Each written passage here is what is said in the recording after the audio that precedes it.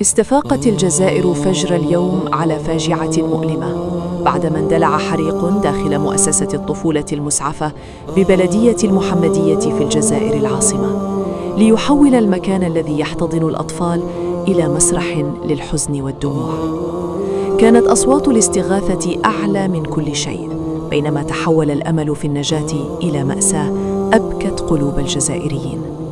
وأسفر الحريق حسب الحصيلة الأولية عن وفاة 11 شخصاً رحمهم الله رحمة واسعة، وإصابة 19 آخرين، بينهم مصابون بحروق وآخرون تعرضوا للاختناق والصدمة النفسية، فيما تم إنقاذ 5 من ذوي الاحتياجات الخاصة ونقلهم إلى مكان آمن.